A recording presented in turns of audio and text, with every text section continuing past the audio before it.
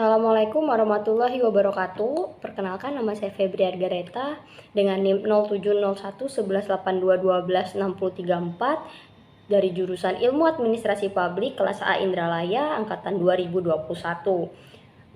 Berbicara mengenai akuntabilitas pemerintahan, kini di era kemajuan teknologi dan serba online, untuk menciptakan good governance, pemerintah berupaya terus menjaga keterbukaan atau transparansi dan akuntabilitas dalam pelaksanaan pemerintahan.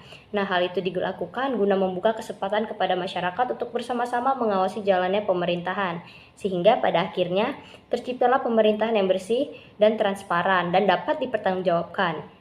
Nah, di tengah kemajuan teknologi dan serba online ini, pemerintah pun tak mau ketinggalan dalam kemajuan teknologi. Pemerintah membuat suatu inovasi melalui Kementerian Komunikasi dan Informatika guna meningkatkan pelayanan serta akuntabilitas dalam melaksanakan pemerintahan.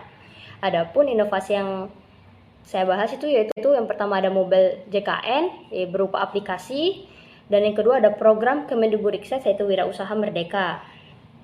Beda saja yang pertama itu mobile JKN.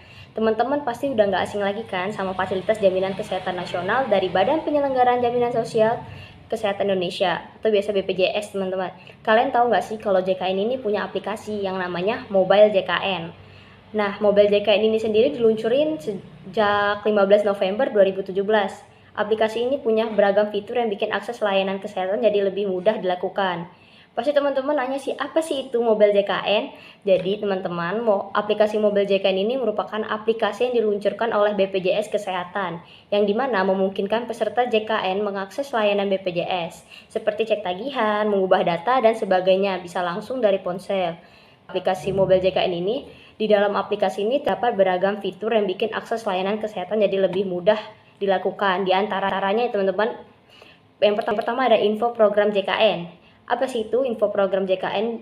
Fitur ini tuh membuat petunjuk teknis untuk menjadi peserta JKN, yang dimana itu ada mencakup seperti informasi pendaftaran, hak dan kewajiban, sanksi, serta fasilitas dan manfaat apa sih yang bisa didapatkan oleh peserta JKN.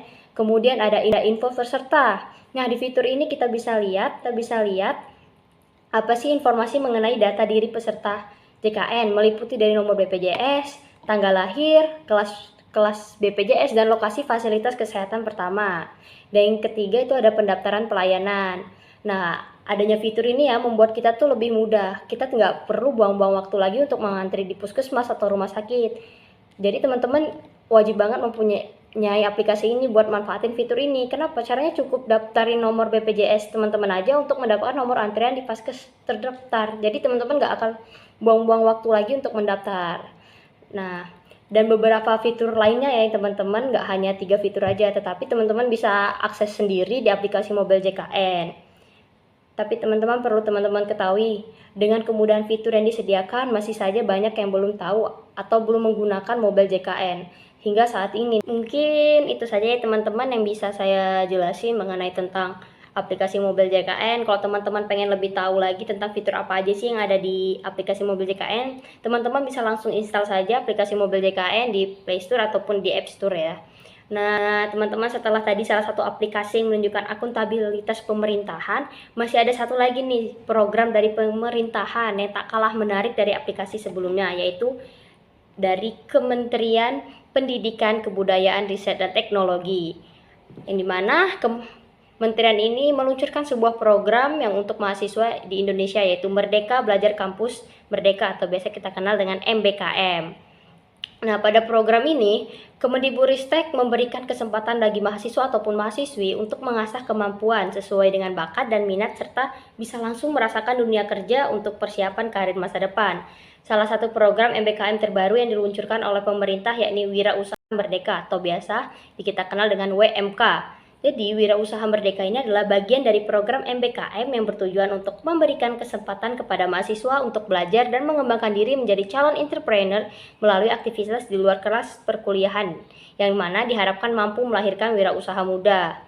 Jadi teman-teman, program Wirausaha Merdeka ini berkolaborasi dengan perguruan tinggi pelaksana program, yang mana mengembangkan pembelajaran wirausaha yang mampu mengasah jiwa kewirausahaan, mendorong peningkatan pengalaman wirausaha dan peningkatan kemampuan daya kerja wirausaha.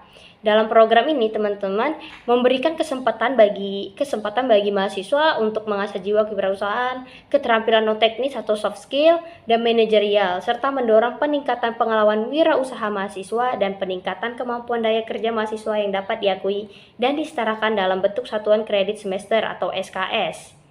Nah, teman-teman, dalam program ini ada pembelajaran di Wirausaha Merdeka. Yang pertama ada pre-immersion, di mana tahapan ini diisi dengan pembelajaran pengetahuan dan kemampuan dasar wirausaha mahasiswa di mana mahasiswa ini diharapkan mampu meningkatkan pola pikir dan dapat memvalidasi ide bisnisnya bersama para dosen kewirausahaan, praktisi, bahkan coachnya.